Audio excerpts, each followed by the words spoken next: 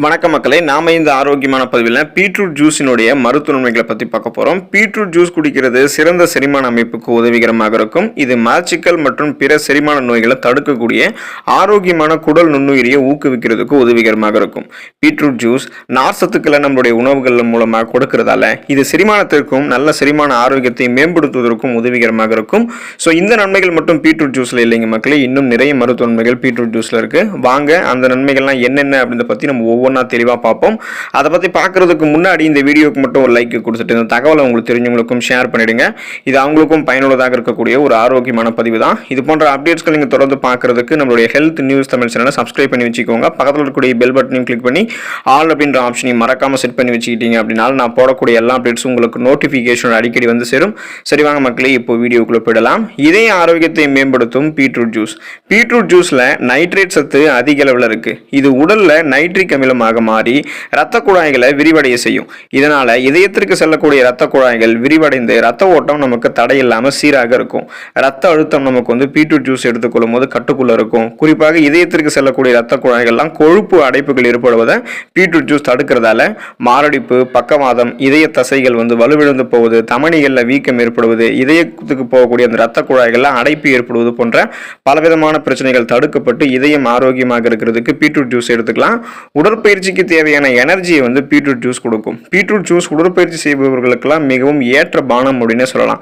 Caffeine பானங்களோடு ஒப்பிடும்போது beetroot ஜூஸில் கலோரிகள் குறைவு. ஆனால் உடற்பயிற்சி செய்ய தேவையான எனர்ஜி, அந்த ஆற்றலை பீட்ரூட் ஜூஸ் வழங்கும். குறிப்பாக பீட்ரூட் ஜூஸில் இரும்பு சத்து இருக்கு. இது ஹீமோகுளோபினை அதிகரிக்கிறதன் மூலமாக தசைகளுக்கு செல்லக்கூடிய ஆக்சிஜனுடைய அளவை அதிகரிக்க செய்யறதால புத்துணர்ச்சியாக ரெஃப்ரெஷ்மெண்ட்டாக இருப்போம். இதனால உடற்பயிற்சிக்கு தேவையான அந்த ஸ்டெமினா ஆற்றலையும் பீட்ரூட் ஜூஸ் நமக்கு அதிகரிக்கும். எடையை சைடு எஃபெக்டே இல்லாமல் ஆரோக்கியமான முறையில் நம்மளுடைய உடல் எடையை குறைக்கிறதுக்கு பீட்ரூட் ஜூஸ் எடுத்துக்கலாம். பீட்ரூட் ஜூஸில் கலோரிகள் மிக மிக குறைவு. ஒரு கிளாஸ் அளவு பீட்ரூட் ஜூஸ் நம்ம வாரத்தில் ஒரு தடவை குடித்தோம் அப்படின்னாலே வயிறு நிரம்பிய உணர்வு நமக்கு ஏற்படும். இதனால் நம்ம கண்ட அதிக கலோரிகள் இருக்கக்கூடிய உணவுகளை எடுக்கிறதுக்கு தவிர்க்க முடியும். அதே சமயம் பசியையும் கட்டுப்படுத்தலாம். இதனால் ஜீரண ஆற்றல் நமக்கு சீராக இருக்கும். அஜீரண கோளாறு உள்ளிட்ட பிரச்சனைகளை தவிர்க்க முடியும்.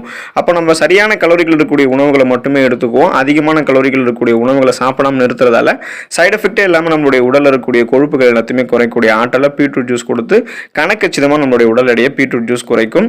நோய் எதிர்ப்பு சக்தியை அதிகரிக்கும். பீட்ரூட் ஜூஸ் நம்ம எடுத்துக்கொள்ளும் போது பீட்ரூட் ஜூஸ்ல விட்டமின் சி எனும் உயிர் சத்து இருக்கு மற்றும் பீட்டா கரோட்டின் போன்றவை ஆன்டி ஆக்சிடென்ட்களுமே மினரல்ஸ்களுமே பீட்ரூட் ஜூஸ்ல அதிகமாக இருக்கு. இதை நம்ம எடுத்துக்கிட்டோம் அப்படின்னா நம்மளுடைய இம்யூன் பவர் இன்க்ரீஸ் ஆகும். அதாவது நோய் எதிர்ப்பு சக்தி உடல்ல அதிகரிக்கப்படும்.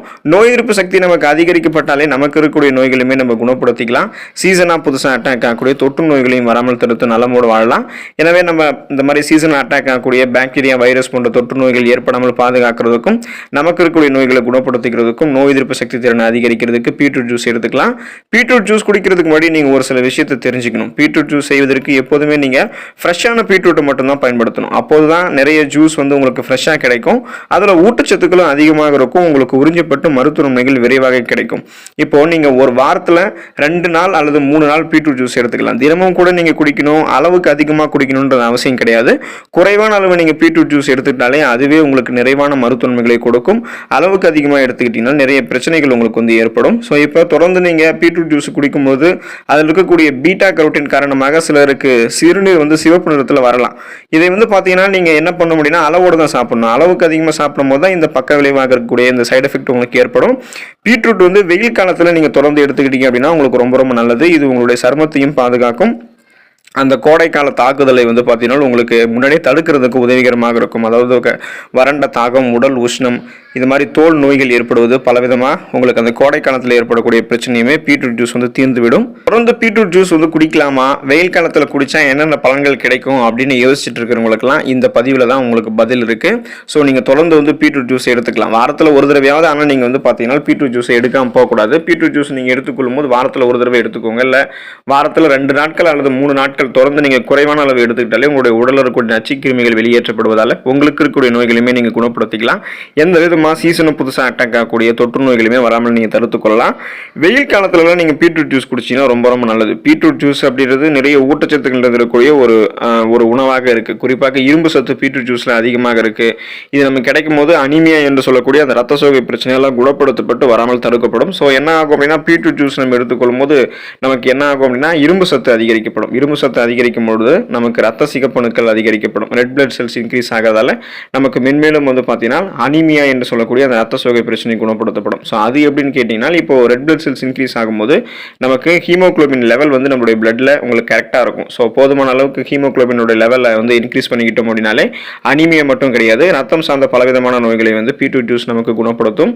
ஸோ இந்த பிரச்சனை இல்லாமல் உங்களுடைய உடல்நலத்தை வந்து ஆரோக்கியமாக வைத்துக்கொண்டு நலமோடு வாழ்வதற்கெல்லாம் பீட்ரூட் ஜூஸ் தொடர்ந்து எடுத்துக்கோங்க. நிறைய மருத்துவ நன்மைகளை பெற்று நலமோடு நீங்கள் வாழலாம். அடுத்த ஆரோக்கியமான பதிவில் மறக்காமல் சந்திப்போம். நன்றி மக்களே.